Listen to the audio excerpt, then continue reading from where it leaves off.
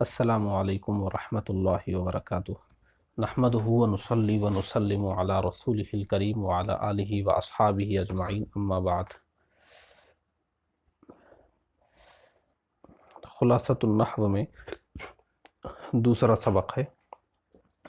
اس سبق میں اسم، فعل، حرف اور ان کی علامات بیان کی جائیں گی۔ پہلے ان تینوں کی تعریف، پھر ان کی علامات۔ بہت ہی مختصر بات ہے، دیکھ لیجئے۔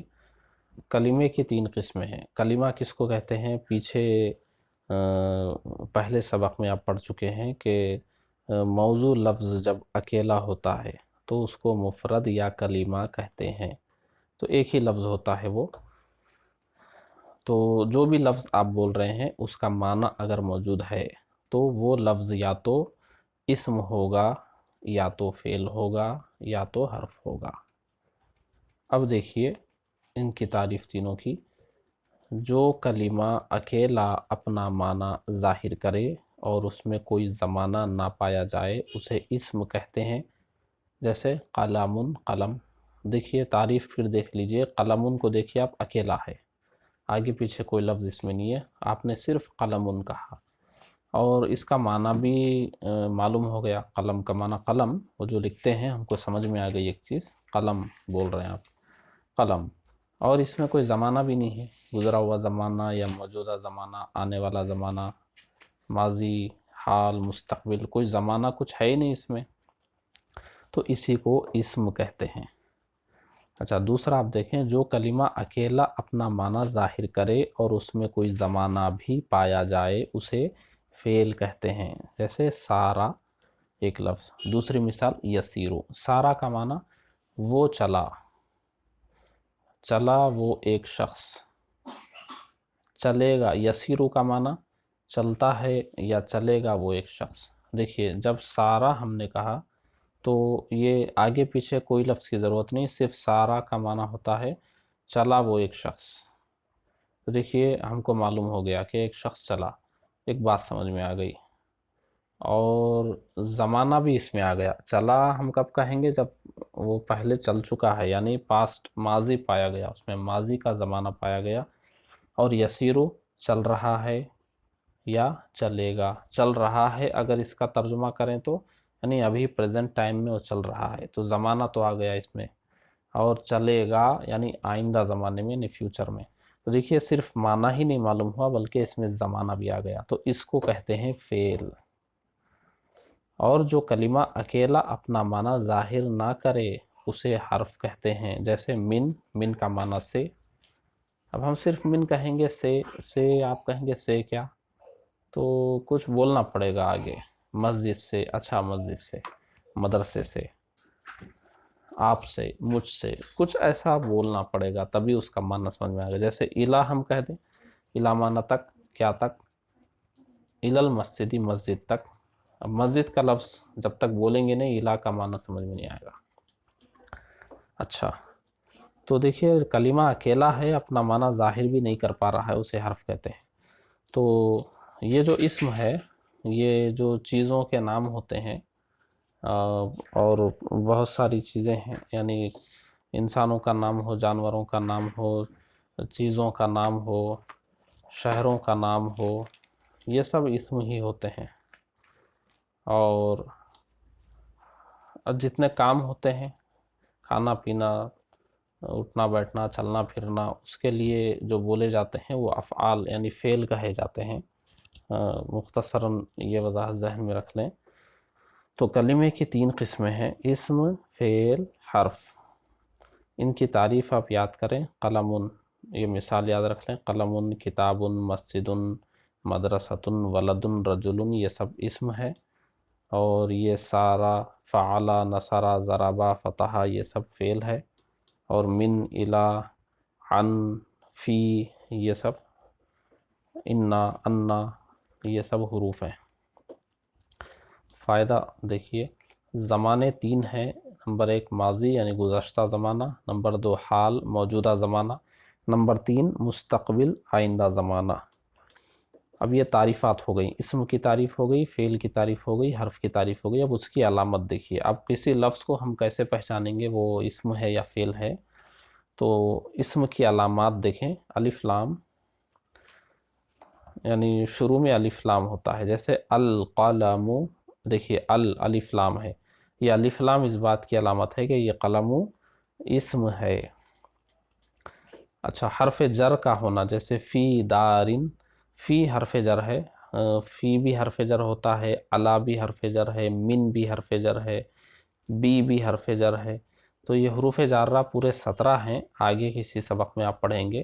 وہ 17 حروف میں سے کوئی بھی حرف کہیں پر آ رہا ہے تو اس کے بعد والا لفظ اسم ہوتا ہے، جیسے فی دارن، فی حرف جر ہے تو یہ اس بات کی علامت ہے کہ اس کے بعد جو یہ دارن کا لفظ ہے یہ اسم ہے، یہ ایک دوسری علامت۔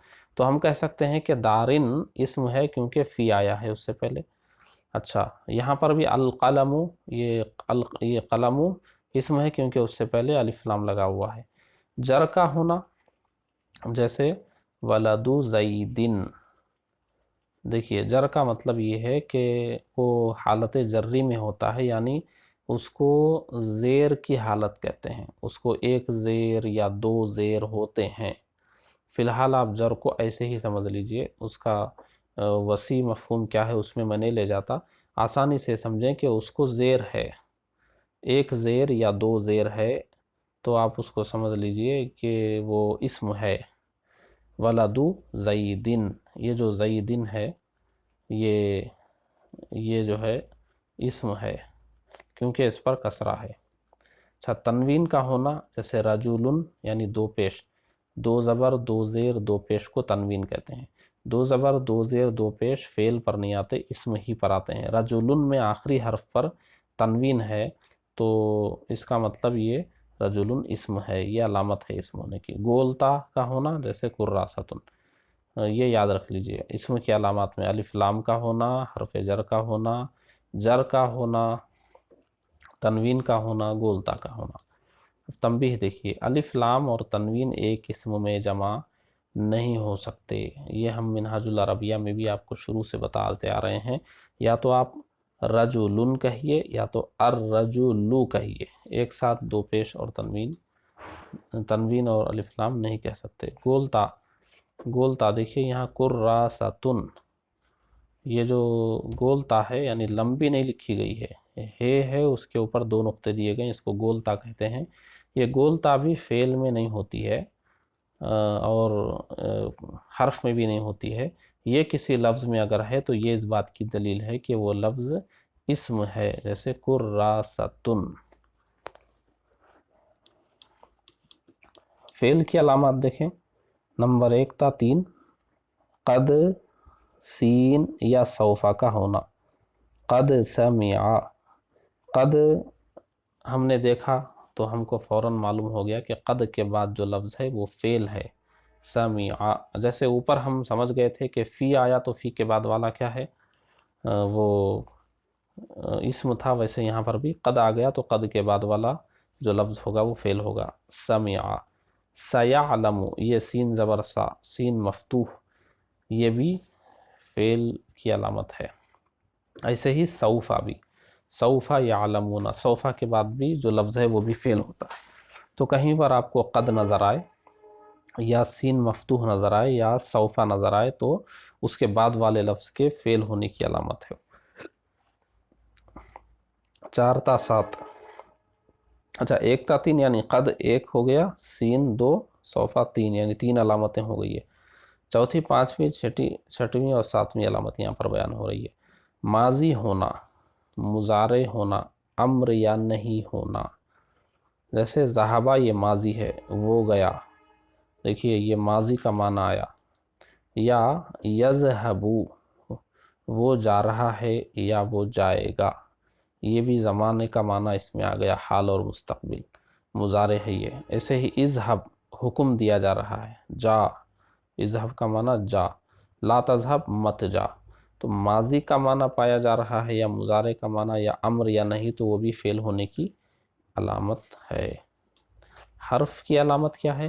اسم اور فعل کی کوئی علامت نہ ہونا حرف کی علامت ہے، جیسے من، فی۔ من میں دیکھیے نہ کوئی حرف کی علامت ہے، نہ تو الف لام ہے، نہ تو تنوین ہے، اور کچھ بھی نہیں ہے۔ فعل کی بھی کوئی علامت نہیں ہے، اس میں نہ زمانہ پایا جا رہا ہے، نہ قد ہے، نہ سوف ہے، کچھ نہیں ہے، تو یہ حرف ہے من فی۔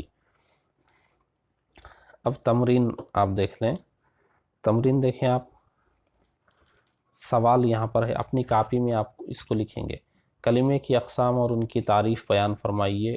تو آپ اسم، فعل، حرف کی تعریف آپ کو لکھنا ہے، اسم، فعل اور حرف کی علامتیں بیان کیجئے، وہ آپ کو بیان کرنا ہے۔